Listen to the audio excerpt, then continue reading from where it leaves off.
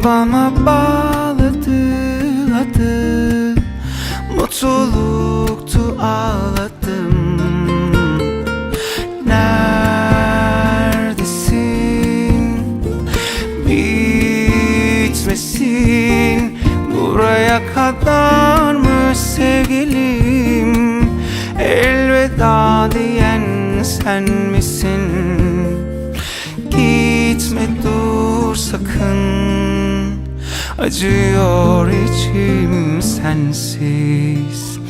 Gitme sevgilim, mutlu olsan da bensiz. Belki ben de hata yaptım, seni sevdim tek bir an pişman olmadan. Çok düşündüm, çok yalvardım. Tanrım alma canımı teniyle bir gün buluşmadan. Belki şimdi, belki asla. Ya ölüm ya aşk istedim dudağından. Uyuyorsam bırak lütfen, sen kal aşk ben giderim buralardan sabah olmadan.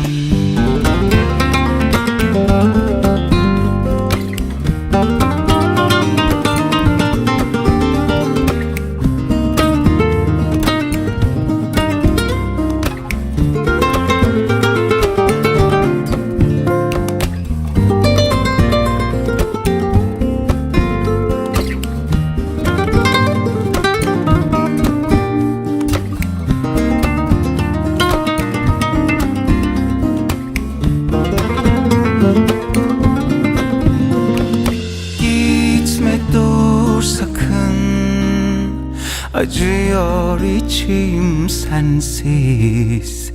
Gitme sevgilim, mutlu olsan da bensiz.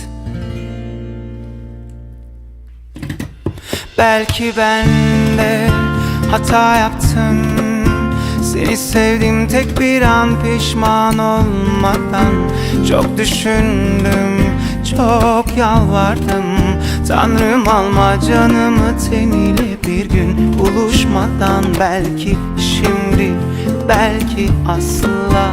Ya ölüm ya aşk istedim dudağından.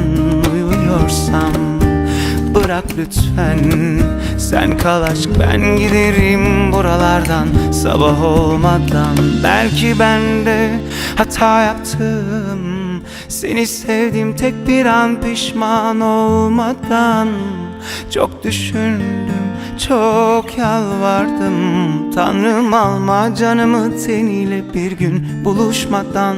Belki şimdi, belki asla. Ya ölüm ya aşk istedim dudağımdan. Uyuyorsam bırak lütfen, sen kal aşk ben giderim buralardan sabah olmadan.